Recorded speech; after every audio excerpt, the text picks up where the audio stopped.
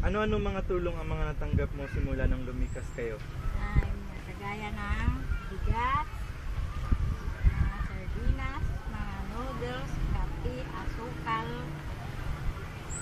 tapos kumot, sabong pampaligo, sabong panlaba, toothpaste, toothbrush, mga tuwalya, manig at kumot. Sino-sino po yung nagbigay ng mga tulong na inyong natanggap? May DSWD, Red Cross, World Food, CF, SI, saka nakalimutan ba? Sino, Yan na lang. meron po bang pagkakaiba sa mga nagbibigay sa inyo ng tulong? Oh, wala naman. Hindi sila namimili. Pantay-pantay lang. Kung ano yung natanggap ng iba, ganun din ang natatanggap namin.